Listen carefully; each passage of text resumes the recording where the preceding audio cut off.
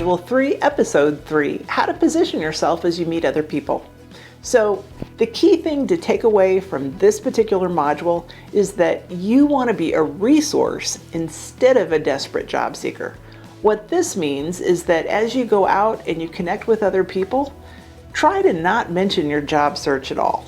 Now, I know this sounds crazy, but we really mean it when we say to you, it hurts your credibility and ability to necessarily connect with people when they think that you're a desperate job seeker. If you lead instead with a story of you and you genuinely attempt to connect with people, this is going to serve you well. We talked earlier, if somebody does know you're a job seeker, tell them that you're looking for a real opportunity. When you meet with new people, what you do want to focus on is the story of you. You want to speak to your value. You want to focus on offering resources to the person that you meet with. You don't want your motives questioned. So why do you need to ask yourself not to talk about looking for a job? Well, you want to leave people with a positive impression of who you are instead of leaving them with some vaguely written resume that they never really asked for. Did you catch that?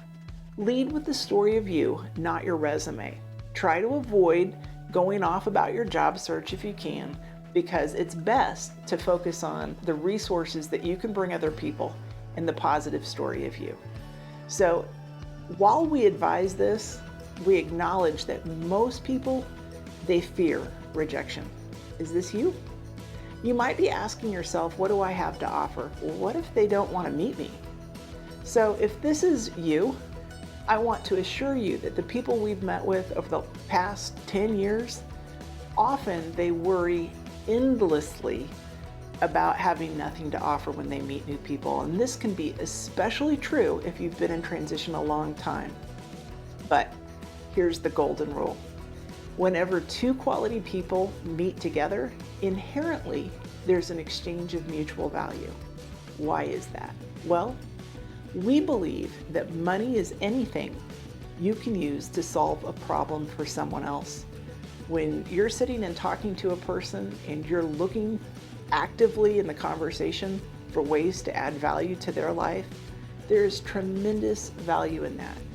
Also, when you meet with people, the initial value is just this. You're two quality people, and that alone is an exchange of value. To invest in another person with your time, this is something that you can never get back, and that investment alone is a very precious thing. So what should your mindset be as you start going out and building relationships with intention, as you start expanding and nurturing relationships with intention? Well, the first thing to keep in mind is that it is not about quid quo pro or keeping score. It's about meeting quality people regardless of their station in life. Find out what is meaningful to people. How can you know you have nothing to offer until you ask what is meaningful to the other person, either personally or professionally? The facts are, you don't know until you ask. I love that in the Bible, Jesus said, you have not because you ask not. So when was the last time you got very real with someone and genuinely asked them, how can I help you personally or professionally? If this is something that you're working on and you want to really hone your skills, how do you use conversation to discover what people need the most? Here's a simple and profound idea. Ask and then just give it to them. So how do you do this? So you engage in conversation by asking open-ended questions. The following is a list of questions that are classic examples of how you can get people talking about themselves. So here are the questions. First of all, tell me about yourself. What are your passions? What type of company culture do you care about? What do you get excited about? Have I actually taken time to take a look at your Facebook page and your LinkedIn page so I'm well prepared to know what things are of interest to you and where we may share an affiliation? This is a great way to look at their social media to prepare yourself before you actually meet with someone. Another question you might ask is, what are the biggest challenges in their role, position, or in their company or industry? What types of resources, introductions, or connections would be most helpful to them? You also might just say, tell me about your wife, tell me about your significant other, or tell me about your family or your kids. When people start talking about their family, really easy follow-up questions are things like, maybe your son is looking for a mentor. Is your daughter looking for an internship? Do they need a new relationship base that might help them get to their next stage of personal or professional growth? If you can tell me what your kid's looking for, I can find people in my network who would benefit from meeting them.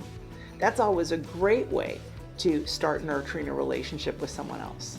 You might also ask them what's their core talent, and then be asking yourself who needs to know about it. The goal at the end of the conversation is to make a list of 2 to 3 people or 3 to 5 people who can help them move forward, and then you want to make introductions to make it possible. You want to become, in essence, a connector to other people, a headhunter, somebody who's actively looking for jobs for that other person or contract-based opportunity.